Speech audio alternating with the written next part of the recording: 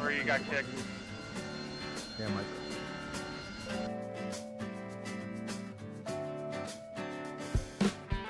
Alright guys, so just to explain the whole concept of short takeoffs. The original idea was that short takeoffs were intended to allow the Harrier to take off with a significant loadout from a kind of, how can I put it? A compromised runway of some kind, whether it was intentionally short or it was somehow damaged and you have very limited space to work with. So most planes would require, when they are specifically loaded out with a combat loadout, is they would require a lot, like basically most of the length of the runway for their particular aircraft. So whatever is designated as their takeoff weight. But because the Harrier has nozzles that it can rotate, it is capable of pointing those nozzles straight down and therefore providing it additional lift to get its wheels off the ground. Because of that, you can do so much earlier on in your takeoff roll. And as a result, even though we could take off conventionally with this kind of loadout, we can take off even sooner by combining our full thrust and also nozzle angles to give ourselves a little more lift off the ground and then continue on for our mission.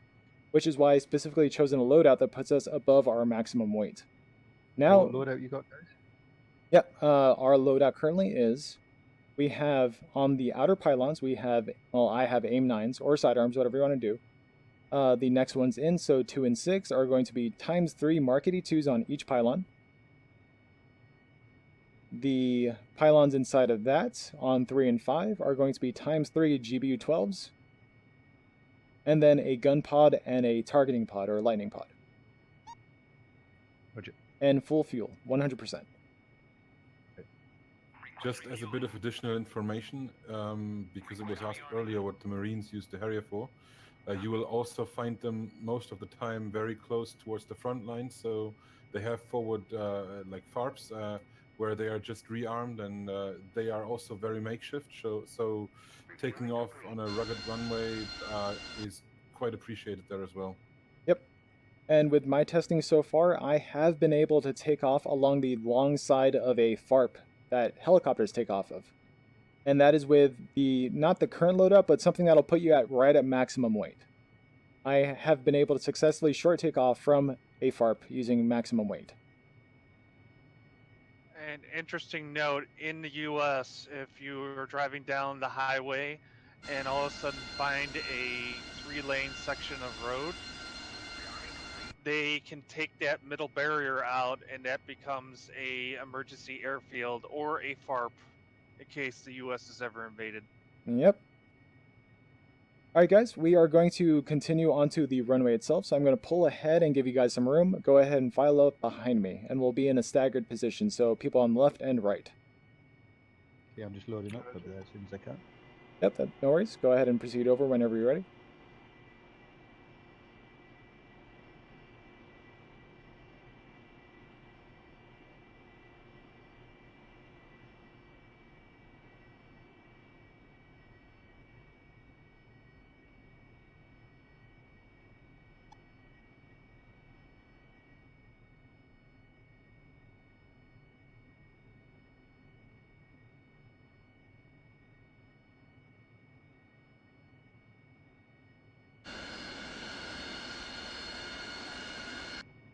I'll give you guys a little more room, actually. We are not going to be doing a formation takeoff. This is going to be 1 by 1. Per the NATOPS manual, short takeoffs from a Harrier is not recommended to do in formation. Neither is vertical takeoffs. Where's that information from? The NATOPS manual.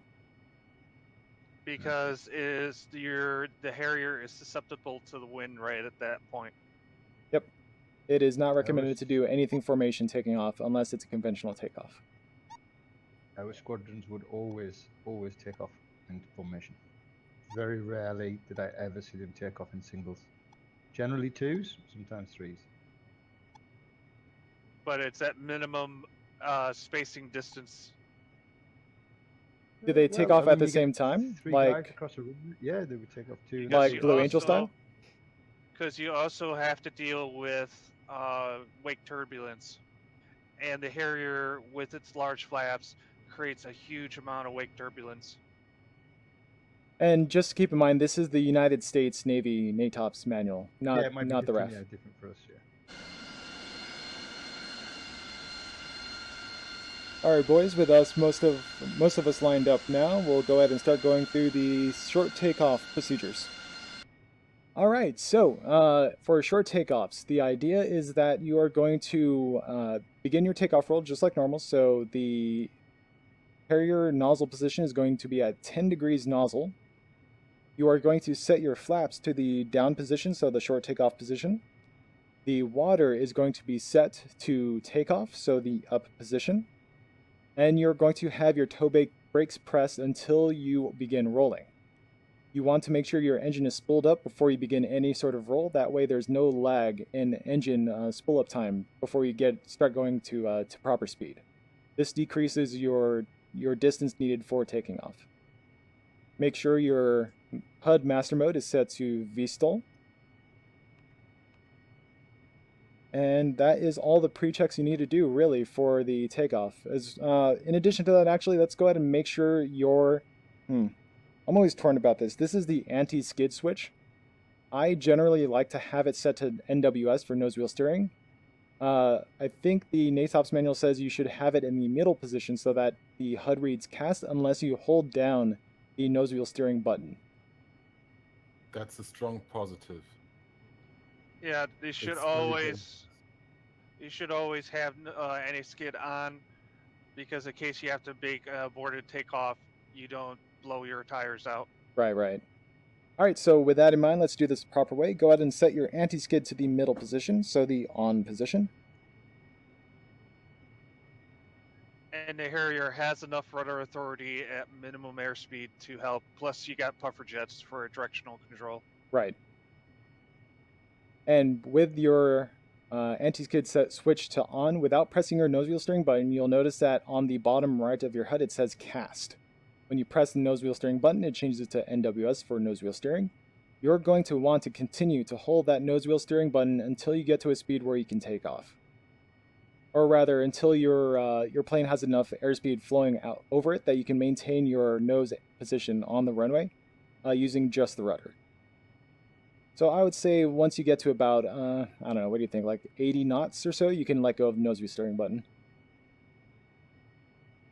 All right, is everyone... Maybe less. Probably less. Yeah, I do with 50. Yeah. All right, let's do 50. All right, you guys ready to go? Throttling up. Tuvas, will you change your nozzle position once you roll? Yes, that is correct. Oh yeah, that's actually a good point. I should probably mention that. So that's actually an important bit. This For is a short takeoff. Show them. That's me trolling.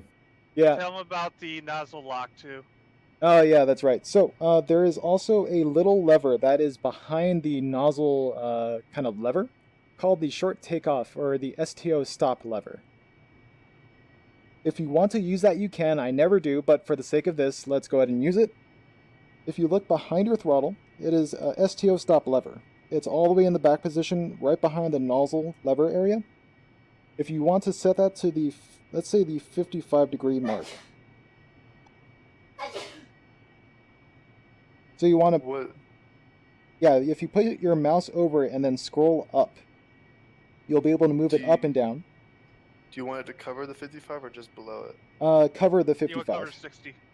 No, so the actual angle that I want you guys to be in is 50 degrees. So cover the 55 mark. And if you notice, if you continue to hold or push your nozzle lever all the way back, it will stop at that 50-degree mark. And on your HUD, you'll be able to confirm no matter how far back you pull the lever, it's going to stay at 50 degrees. Okay, so go ahead and make sure your STO stop is set to 55 so that it's covering the 55 mark. And when you pull your nozzles back, they stop at 50 degrees nozzle. When you confirm that, go ahead and put the nozzles back to 10 degrees. And we're all set. So the takeoff procedure is, once you have all your pre-checks done, flaps down, water takeoff, master mode set to VSTOL, your STO stop is set to 50 degrees because it's covering the 55-degree mark, and you have your nose wheel steering button pressed and toe brakes on. When you throttle up and let go of the brakes, you'll let go of the brakes when your aircraft starts skidding along the brakes. So basically once it starts hopping the wheels. You let go of the toe brakes and you continue on. Once your aircraft speed reaches to about 100 and I would say 150, because we're so heavy right now, that's when you pull your nozzle lever all the way back to as far as it could go, and because you have your STO stop set, it will go as far back as 50 degrees. Your aircraft should take up off the ground. You lift your landing gear, and then you slowly push your nozzles forward to continue gaining airspeed. And the key thing here is slowly push your nozzles forward. You want to make sure that you continue to increase your forward airspeed while also increasing your vertical speed. If you need to, push your nose up into the air so that your witch's hat points at 2 carrots that are facing inward on the climb ladder. Your goal is to keep your witch's hat aligned with those 2 carrots and then continue on onto your forward flight path. Is there any questions? I know that's a lot of information to take in. You said 2 carrots. Where can I find that? It'll be on your climb ladder as you continue to pitch up. You'll notice because it'll basically... So if you look on your HUD and see the kind of horizon line, see how there's a space in between those 2 lines to give you a little bit of a room so you can see your flight path marker? Yep. There's going to be 2 carrots, so 2 angle brackets facing inward that are right around, I can't remember the degrees, but it's something like positive 15 to positive 20 degrees. And your goal is to move your witch's hat to be centered between those 2 carrots once you see them. And remember, same advice applies before that I did not give you last time. Once your nozzles reach 25 degrees forward, you want to make sure to raise your flaps to the auto position and then push your nozzles all the way to the forward position. Because once it's implemented, you don't want to burn off your flaps. All right, cool. I think we're all set. One Harrier is just crouching up into my backpipe. I'm done. I'm done as well. Alright, if anyone's damaged, go ahead and just respawn, rearm. I think that might be faster than trying to wait for a repair. Alright guys, I'm going to begin my takeoff. So, I'm going to just double check all my pre-takeoff checks. My flaps are in the down position, water is in takeoff position, master mode is set to V-stall, toe brakes are on, nose wheel steering is on, and I'm going to begin throttling up.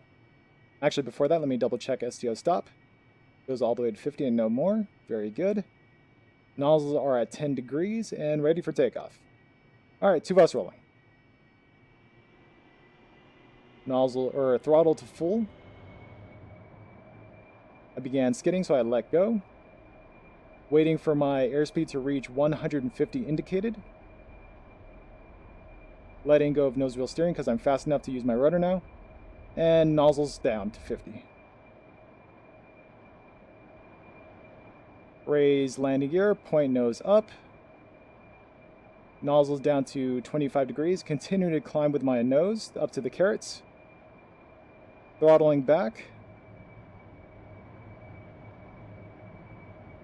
Flaps up. Nozzles all the way forward. And we're good. Water off. And we are now set. We're in forward flight. Alright guys, go ahead and do the same. Safe for rolling. Safe for everyone.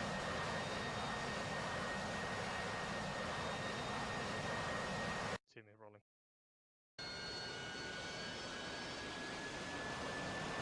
Wow, look at this, guys. Aside from before we took off, this is looking pretty good. No pressure, Timothy.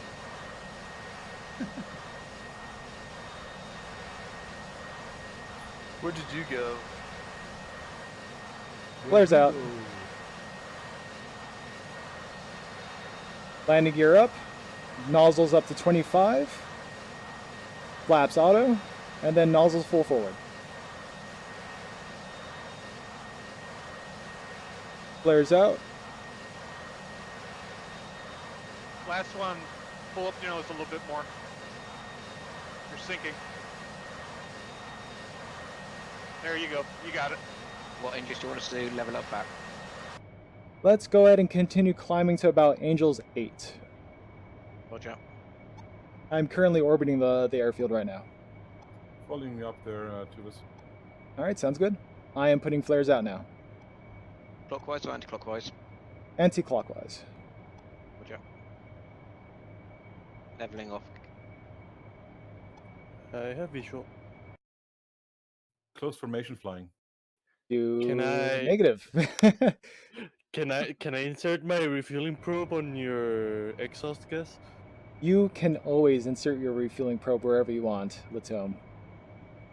Okay, Mr. Okay. Hot, this is getting out of control. That is awesome. All right, guys, I'm gonna. Fox 2. Oh God! May I suggest people reset their stove or lock as well? And Yes. the gear should be in. And that is actually a good point because we've taken off. Make sure your STO lock is all the way back. I never use it because I always forget to push it back. And it's easy enough for me to just look at my HUD and see where my nozzle position is.